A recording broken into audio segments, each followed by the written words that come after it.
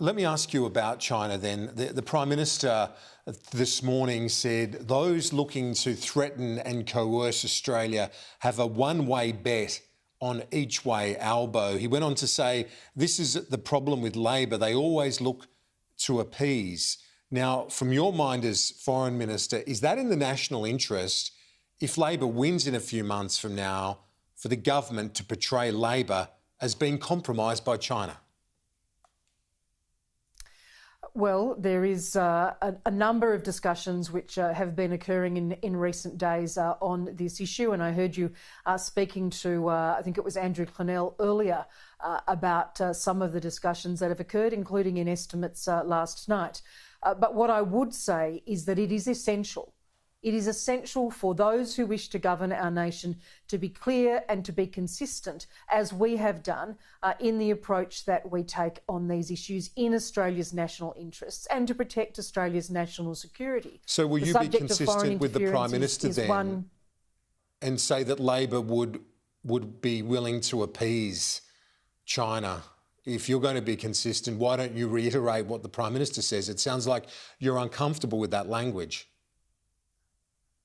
I've made a number of points about this issue, including in media interviews that I did last week.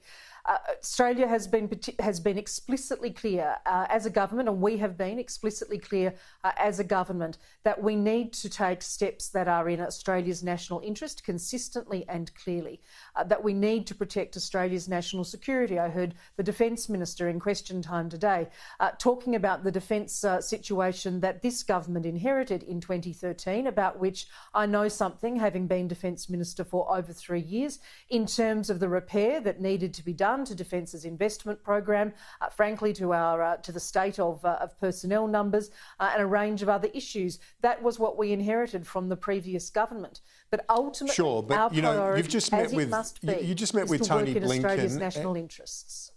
You met with the Quad and Tony Blinken, the Secretary of State, last week. I want to read you this statement. This is from Rory Medcalf, head of the National Security College at ANU.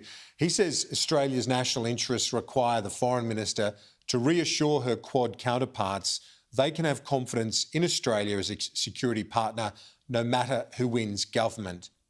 Do you agree with that?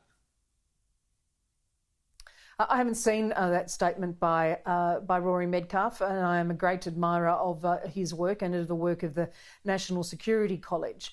But what I have been very clear in saying, and I have been working with our counterparts in the Quad, both the United States, India and Japan over the past 3 years, to absolutely assure them of Australia's commitment to the Indo-Pacific, to assure them of our commitment to ASEAN centrality in the Indo-Pacific, particularly the elements of the ASEAN outlook on the Indo-Pacific, and we do that in all of our exchanges. And that it's bipartisan. That's the key here, because it's surely not in the national interest to be undermining the prospect, with the polls the way they are, of our nation under a different party. We're not a one-party state, Minister.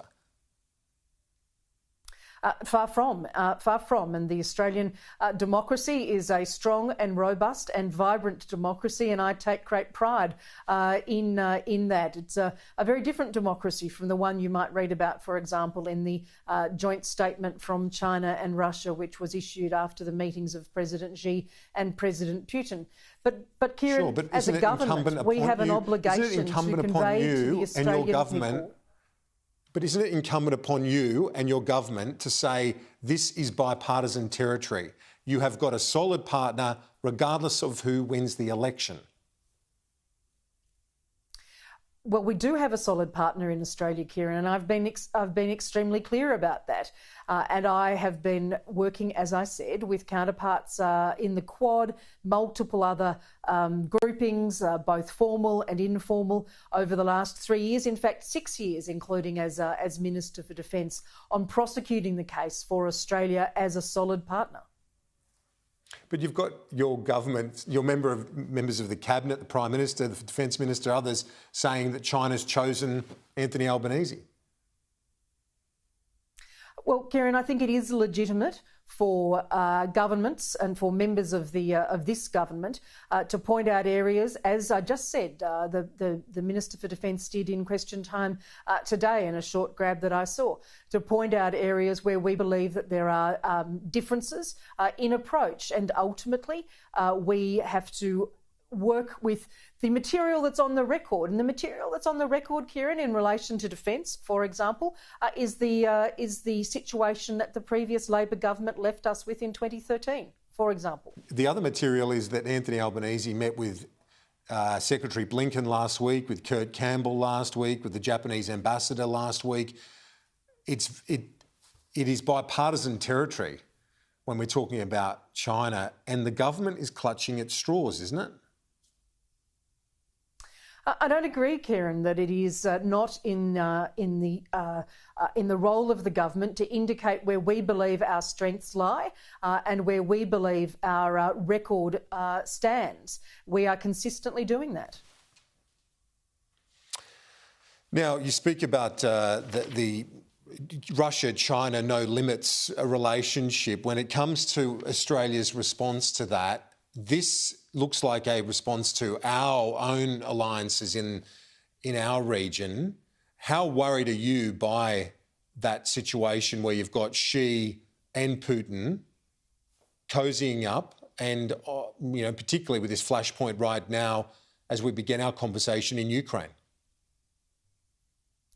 We have been, again, very clear and consistent that we have strong concerns about the behaviour of authoritarian regimes.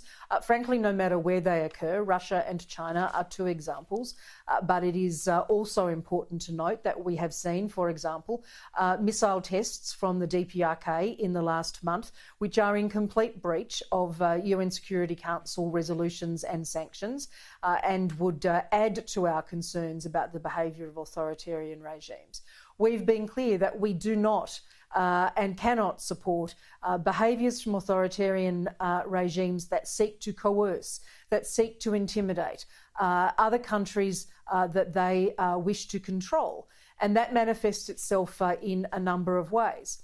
Ultimately, what we work for, and what we work for with our partners, whether it is in the Quad or in ASEAN or with the EU or with our bilateral relations, ultimately what we work for is the ongoing operation of the rules-based order as it has served us so well for over 7 decades, a rules-based order in which might does not equal right, in which countries are able to stand up for and protect their own sovereignty, and should be able to do that free from intimidation and coercion, as I have said. What we see from authoritarian regimes, and in this case, like Russia or China, does not accord with that. So we will continue to work on the practical aspects of the sorts of freedom and openness and transparency, the operation of the rule of law, in which we believe every single day to protect Australia's national interests and, frankly, to protect Australia's national security.